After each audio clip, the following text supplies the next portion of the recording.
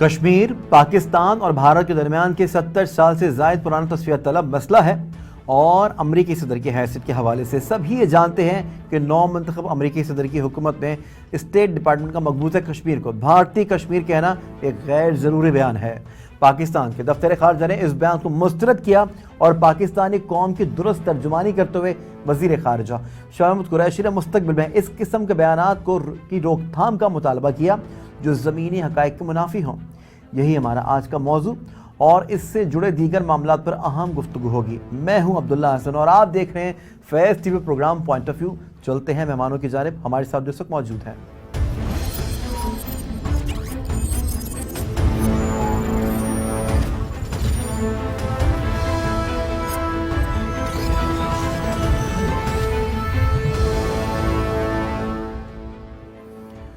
तो नाज़रीन, प्रोग्राम के मौजू के हवाले से तो आप जान ही चुके हैं। अब प्रोग्राम में जो हमारे साथ मौजूद मेहमान होंगे, मौजूद पैनलिस्ट होंगे, उनसे आपका तारुफ करवाता हूँ। हमारे साथ सबसे पहले होंगे स्काइप पर मौजूद होंगे ब्रिगेडियर रिटायर्ड आसिफ हारून साहब, जबकि साबिक सफ़ीर नजमुद्दीन शेख साहब हमें टेलीफोन लाइन पर ज्वाइन करेंगे। उनके साथ ही होंगे टेलीफोन लाइन के ऊपर मुजाहिद बरेलवी साहब, जो कि सीनियर एनालिस्ट हैं, सीनियर तज्ज़ियाकार हैं। सबसे पहले आपकी जानिब आ जाता हूँ आसिफ हारून साहब, आपसे ये जानना चाहूँगा कि अमरीकी स्टेट डिपार्टमेंट ने ट्वीट किया है जिसमें कश्मीर को भारतीय कश्मीर कहा गया है। आप इस ट्वीट को किस नज़र से देख रहे हैं? जी, ये पहला बॉम्बशेल जो है ये नई एडमिनिस्ट्रेशन जो है उसने पाकिस्तान पे गिरा दिया है और इससे आपको ये मालूम ही हो गया होगा कि आइंदा के जो उनकी कश्मीर पॉलिसी है वो किस रुख पे वो चलेगी। जो बहुत ज़्यादा खुशियाँ यहाँ मनाई जा रही थी कि जी ट्रंप जो है वो बहुत रेकलेस था और रैश था, अब जो है ये बहुत एक समझदार किस्म का जो लीडर है वो आ गया है।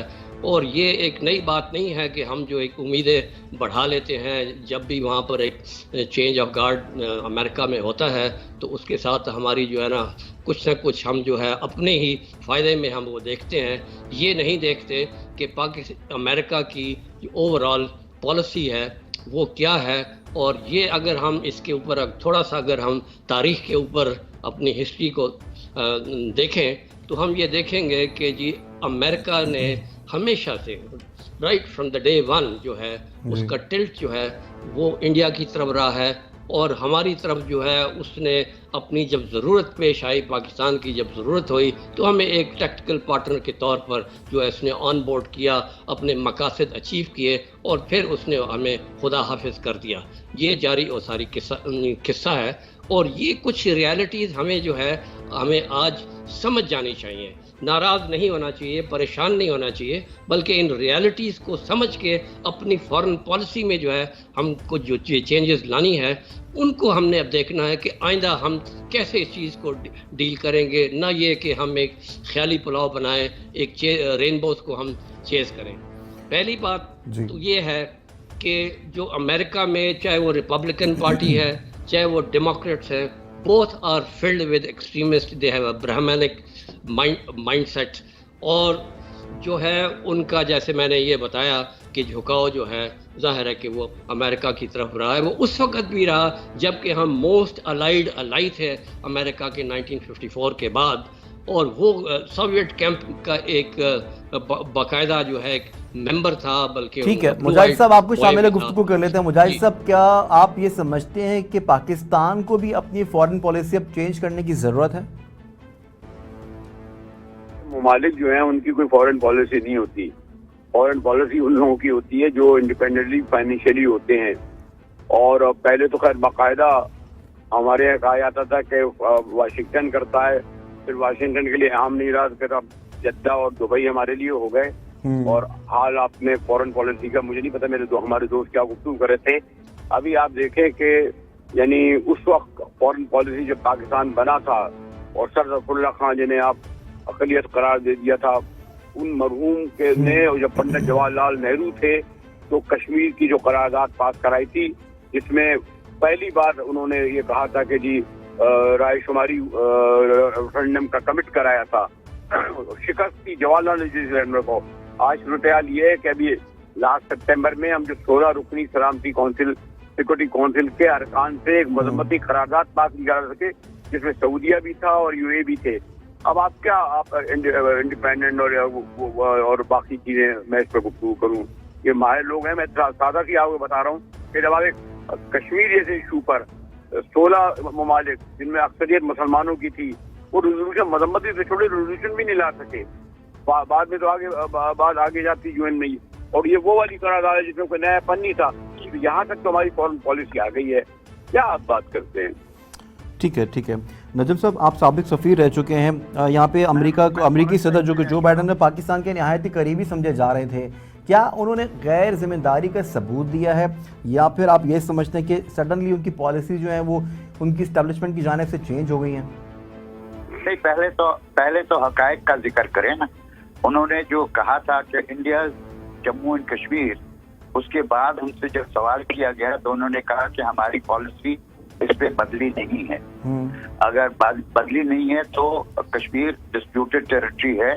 और उनको आपको मालूम होना चाहिए कि उन्होंने बहुत इस पे इस्तेमाल किया है कि अब हम अक़वाम मुत्तहिदा के साथ ताउन करेंगे। हम चाहते हैं कि अक़वाम मुत्तहिदा लीडर हो इसको रिपेयर करने के लिए जो ट्रम्प ने चीजें की हैं उनको ठीक करने के लिए हम अक़वाम मुत्तहिदा के साथ पूरी तरह से ताउन करेंगे। इस पे आपको पता है कि एंटोनियो गुटेरेस जो सेक्रेटरी जनरल है, उन्होंने फिर कहा है कि अक़वाम मुत्तहिदा की रेजोल्यूशन जो है कश्मीर पे वो अभी वैलिड हैं, और उनकी वो अक़वाम मुत्तहिदा के लिए अभी भी वही अहमियत रखती थी जो कि रखती हैं जो कि पहले रखती थी। अब जब इनसे सवाल किया गया, और ये आपको नोट करना चाहिए, तो उन्होंने ये कहा कि हमारी पॉलिसी में चेंज नहीं हुई है। जो चीज करनी चाहिए थी वो ये कि पॉलिसी को स्पेल आउट कर कि भाई हमने जब कहा कि पॉलिसी अनचेंज्ड है, तो उससे हमारी मुराद ये है कि जम्मू और कश्मीर डिस्प्यूटेड टेरिटरी है जिसकी पूरी तरह से सेटलमेंट हुई है मुत्तहिदा के करारदादों के। ये उन्होंने नहीं किया है। ये आप कहिए कि हिंदुस्तान की तरफ, और इसमें मैं फिदा साहब के साथ ताउन करता हूँ कि इत्तेफाक करता हूँ कि उन्होंने जो कहा है वो अपनी पोजीशन सही की है, लेकिन उस बुलंद आवाज में नहीं की जिसकी जरूरत थी, और इस पे उनको कहना चाहिए था कि policy is unchanged and that policy is that Kashmir Jammu Kashmir continues to be disputed territory. इस पे हमें कोशिश करना चाहिए कि ये ठीक है। उसके साथ साथ हारून साहब की बात से कहना जरूरी है कि उनके जो कंक्लूजन है वो सही है कि हिंदुस्तान की तरफ जो झुकाव था वो झुकाव अभी भी है और झुकाव बढ़ा है। उस वक्त जब पहले की बात करते हैं तो PL480 फंडिंग वगैरह जो किया करते थे हिंदुस्तान के लिए, उससे वो बहुत आगे बढ़ गए हैं। और इस वक्त उनके पास जो इंसेंटिव है वो चीन के खिलाफ जो मुहिम चलाई है अमेरिका ने, और जिसमें मॉडिफिकेशन होंगी, ये ठीक है। आसिफ हारून साहब, आपने मुजाहिद साहब की गुफ्तगू में मुलाहिजा कर लिया, ठीक है ना। आपने नजमुद्दीन शेख साहब को भी सुन लिया, वो साबिक सफ़ीर रह चुके हैं, वो भी गहरी नज़र रखते हैं तमाम तर मामलात के ऊपर। आपने ये कह दिया कि ज़्यादा खुशियाँ मनानी नहीं चाहिए और इंडिया की जानब हमेशा से जो है अमेरिका का झुकाव रहा है, तो क्या आइंदा आने वाले दिनों में फ्यूचर में भी क्या इस तरह की मज़ीद हमें खुशखबरियाँ मिलती रहेंगी? जी, सबसे पहले जो मैं कुछ रियलिटीज़ की तरफ इशारा कर रहा था, जी, जैसे कि हमारी भी फॉरेन पॉलिसी जो है कुछ मजबूरियों के तहत जो है जैसे होनी चाहिए इंडिपेंडेंट वो नहीं रही, इसी तरह अमेरिका की भी जो फॉरेन पॉलिसी है वो भी कंट्रोल्ड है। अमेरिका में जो है ज़ायनिस्ट लॉबी, जो Jewish American lobby and Israel, ये तीन हैं जो उनकी फॉरेन पॉलिसी को डिक्टेट करते हैं। अब ये तीन एंटिटीज जो हैं जो मोस्ट पावरफुल हैं, वो तीनों जो हैं अमेरिका इंडिया के साथ नज़दीक हैं। इस वजह से इंडिया और अमेरिका के ताल्लुकात कभी ख़राब हो ही नहीं सकते जब तक कि वो तीन एंटिटीज जो है ना वो हैं। पाकिस्तान क्यों उनकी गुड बुक्स में नहीं है? क्योंकि इन तीन एंटिटीज़ और ख़ासकर इजराइल के साथ हमने आज तक उसको रिकग्नाइज़ किया, ना ही कोई हमारा फ़िलहाल इरादा है करने का, तो हम उनकी बैड बुक्स में हैं, वो आ ही नहीं सकते हैं। तो वो इसका पूरा जो इंडिया है वो भरपूर फ़ायदा उठा रहा है, नंबर एक बात। अब जहाँ तक अमेरिका का ताल्लुक़ है, तो आप ये जॉर्ज बुश से आप शुरू हो जाए 9/11 के बाद, और फिर ओबामा, फिर ट्रंप, हर एक ने, मतलब ख़ासकर ओबामा ने और ट्रंप ने कहा था कि जी मैं सालसी करूंगा और कश्मीर का मसला जो मैं हल करूंगा।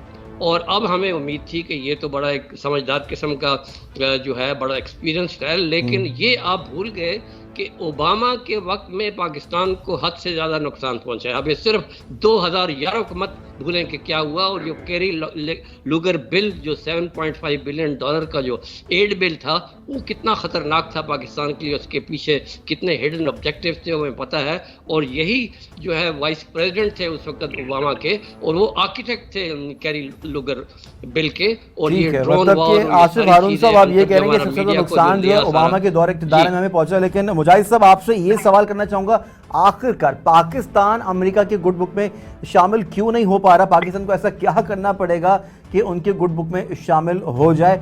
और इसी पे बात करेंगे, लेकिन नाज़रीन यहाँ पर वक्त हुआ ब्रेक का, हमारे साथ रहिए।